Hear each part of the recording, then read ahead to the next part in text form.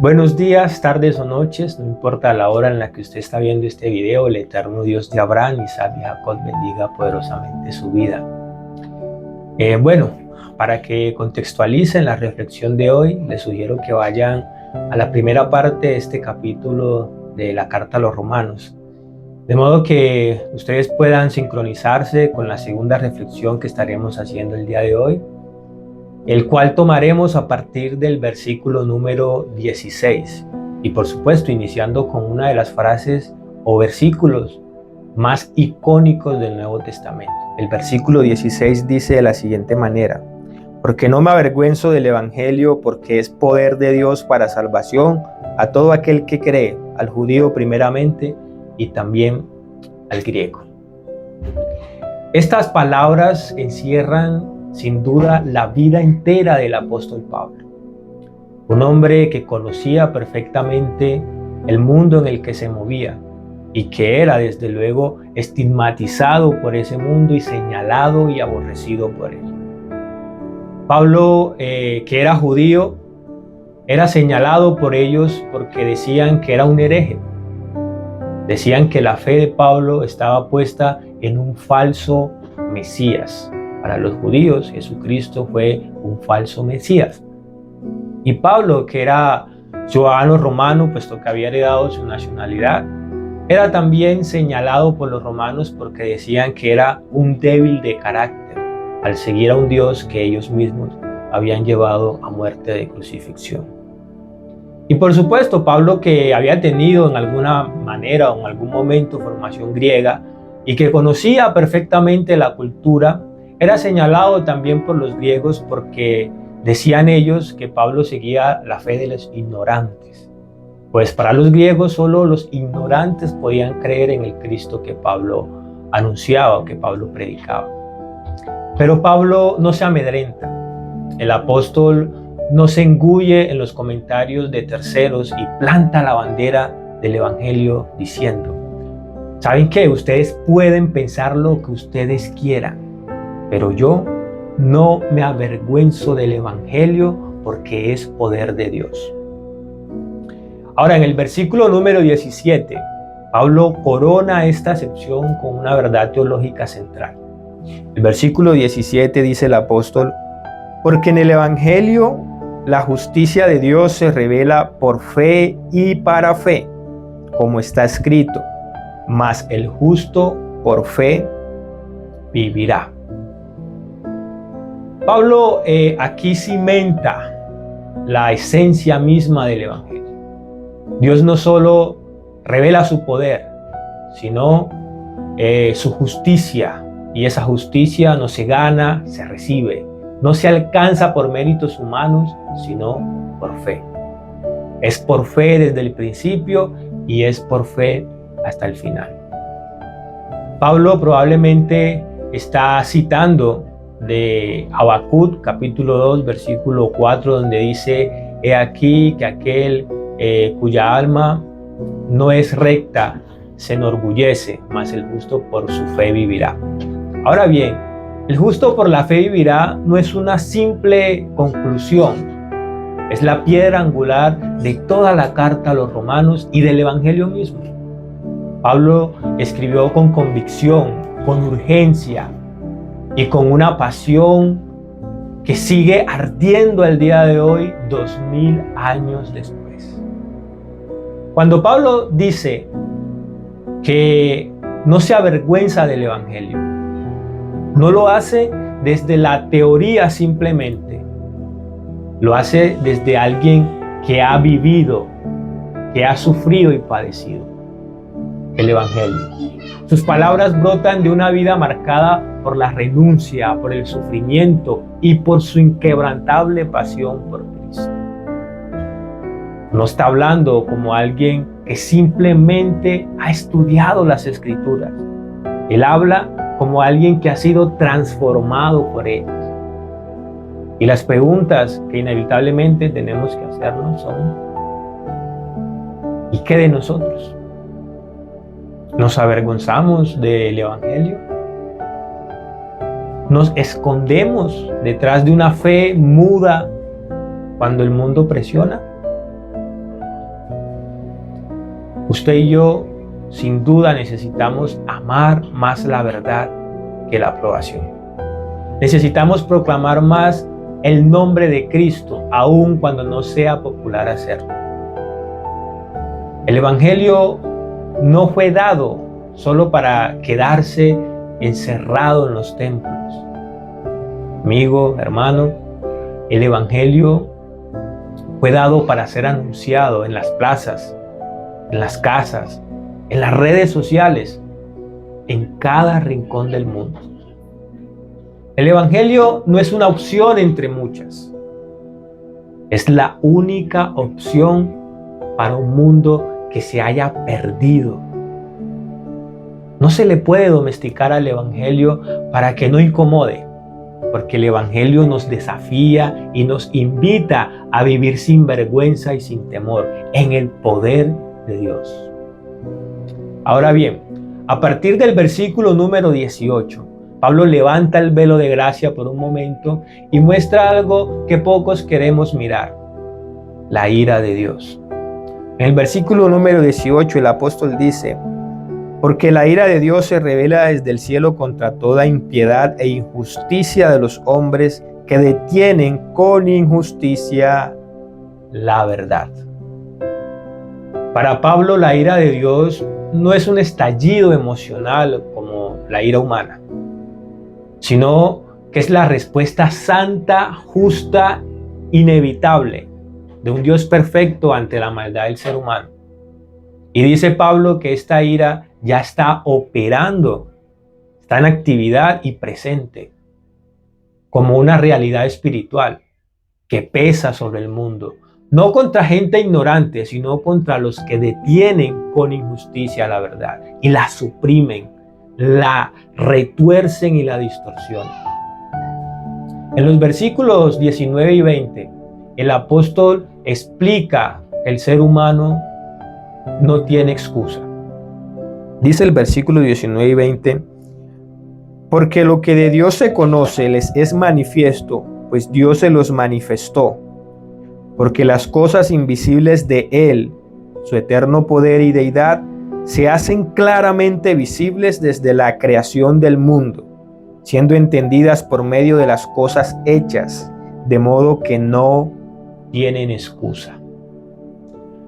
Para Pablo, la creación misma es testigo de Dios. El orden, la belleza, el diseño inteligente que vemos en la creación, todo grita que hay un creador. Pero el hombre es indiferente a todo esto y prefiere buscar cualquier explicación, cualquier cosa menos Dios, que se ha revelado voluntariamente al hombre. En el versículo número 21 dice Pablo: pues habiendo conocido a Dios, no le glorificaron como a Dios ni le dieron gracias, sino que se envanecieron en sus razonamientos y su necio corazón fue entenebrecido. Aquí comienza el deterioro espiritual del hombre. Porque el problema no es falta de información, es falta de gratitud. Hemos preferido creer que venimos de los monos. Aunque Gregorio Mendel, con las bases de la herencia y posteriormente los premios Nobel Watson y Crick, con las leyes de la genética, destruyeron por completo la teoría. En vez de creer que somos el producto de la soberanía, de la voluntad del Dios creador, que no estamos aquí por accidente, sino por el propósito de aquel que sopló en nosotros el aliento de vida. Nos parece que no es necesario hacer una profesión de fe y reconocer públicamente que Cristo es el Señor y Salvador de nuestras vidas, porque creemos que como somos buenas gentes, buenas personas, no le hacemos daño a nadie, somos bondadosos y no nos metemos con nadie, pues con eso es suficiente. ¿Y cómo yo le voy a creer a un libro que fue escrito por hombres? Es lo que muchos dicen y aseguran. Y por eso Pablo pone tinta en el versículo número 22, diciendo en el versículo 22: profesando ser sabios se hicieron necios. Cuando el hombre no honra a Dios, su mente se oscurece. La arrogancia toma el lugar de la reverencia. Pablo continúa en el versículo número 23, diciendo: y cambiaron la gloria del Dios incorruptible en semejanza de imagen de hombre corruptible, de aves, de cuadrúpedos y de reptiles. El ser humano, como su visión está oscurecida, su visión espiritual y sus sentidos espirituales están velados, cambia lo eterno por lo temporal, por lo terrenal, lo glorioso por lo degradado, y lo que es más lamentable se conforma con ello. El hombre dejó de mirar a Dios y empezó a hacerse ídolos conforme a su corazón, reflejando lo obstinado, lo soberbio, lo idólatra, lo corrupto que es el ser humano. Entonces Pablo escribe una frase que él va a repetir 3 veces. En el versículo 24, el apóstol dice: por lo cual también Dios los entregó a la inmundicia en las concupiscencias de sus corazones, de modo que deshonraron entre sí sus propios cuerpos. Cuando Pablo dice que Dios los entregó, no está diciendo que Dios los empujó al pecado, sino que Dios los dejó seguir su camino. Usted debe aprender esto. La condición más lamentable del hombre es cuando Dios lo deja ir por donde el hombre quiere. Pablo dice: los dejó ir en la inmundicia, en las concupiscencias de sus corazones, de modo que deshonraron entre sí sus propios cuerpos. Sí, este mismo cuerpo que fue diseñado por el Creador para contener la imagen y semejanza del Dios vivo, fue reducido a un instrumento de pasiones desordenadas. ¿Por qué ocurrió esto? Pablo responde en el versículo 25 diciendo: ya que cambiaron la verdad de Dios por la mentira, honrando y dando culto a las criaturas antes que al Creador, el cual es bendito por los siglos. Amén. ¿Cambiaron la verdad de Dios? ¿Qué le dice a usted esto? Porque bueno, vivimos en una sociedad que asegura que la verdad es relativa. Y a eso le llaman ser intelectual. Lo que es verdad para usted puede no ser verdad para mí. Eso es lo que dicen. Lo que para usted es malo puede que para mí no lo sea. Permítame decirle, la verdad de Dios está por encima de su verdad y la mía. Porque la definición de verdad es aquello que permanece. Esa es la definición de verdad. Es decir, todo aquello que no cambia es verdadero. Por esto, el Rey de Reyes de este libro dijo lo siguiente: yo soy el mismo ayer, hoy y por los siglos de los siglos. Por tanto, también dijo: yo soy el camino, la verdad y la vida. Y ha sido esa verdad la que el hombre ha decidido deliberadamente cambiar. En los versículos número 26 y 27, el apóstol trae a colación un tema especialmente delicado: la distorsión del diseño sexual. Dice en los versículos 26 y 27, por esto Dios los entregó a pasiones vergonzosas, pues aún sus mujeres cambiaron el uso natural por el que es contra naturaleza. Y de igual modo también los hombres, dejando el uso natural de la mujer, se encendieron en su lascivia unos con otros, cometiendo hechos vergonzosos hombres con hombres y recibiendo en sí mismos la retribución debida a su extravío. No se trata solo del rechazo del diseño propositivo de la sexualidad. Es una expresión profunda de rechazo al diseño y la autoridad del Creador. El orden natural establecido por Dios fue rechazado. Y en su lugar se abrazaron pasiones que no solo contradicen la biología, sino el alma misma. Y no se confunda, El apóstol no está escribiendo con odio, sino escribe como quien ve una sociedad autodestruyéndose lentamente, convencida de que está bien. Y cualquier parecido con la realidad, tampoco vaya usted a pensar que es coincidencia.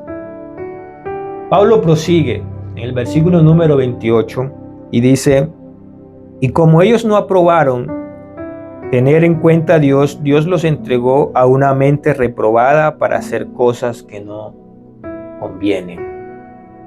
Aquí está la tercera entrega. Esta vez no solo en el cuerpo, sino en la mente. El juicio de Dios esta vez no cayó con fuego. Esta vez cayó con el abandono de Dios. Dios retira su mano y la conciencia humana se autodestruye. Usted puede seguir leyendo los versículos 29 al 32 de este primer capítulo de los Romanos, que lo que siguen es describiendo básicamente con detalles la inmoralidad del hombre, pero que se encierran en el versículo número 28. El capítulo primero de Romanos es una ventana abierta desde el cielo hacia el caos de la humanidad. Pablo no habla como un juez cruel poniendo el dedo señalador hacia los demás, sino como un hombre que fue transformado, que ve con claridad lo que muchos se niegan a aceptar. La humanidad está quebrada, no parcialmente, no superficialmente, totalmente. Por eso Pablo, antes de hablar de la ira de Dios, comienza la carta asegurando que en el Evangelio hay poder, hay salvación, hay gracia, hay paz, pero solo en Cristo, su Señor y nuestro Señor. Ese es el contraste de Romanos capítulo 1. Una humanidad completamente corrompida y un evangelio completamente suficiente. El juicio que ya pesa y una justicia que fue revelada. Un mundo que suprime la verdad y un apóstol que no se avergüenza de proclamarla. Hemos caminado en el primer capítulo de esta epístola a los Romanos y nos quedan por delante 15 capítulos más. Y espero que puedan seguir acompañándome, explorando y aprendiendo de lo que el apóstol Pablo transmite en esta maravillosa carta. Hemos aprendido en el primer capítulo de esta carta el contraste tan tremendo y aterrador que hay entre la inmoralidad del hombre y la perfecta justicia de nuestro Dios.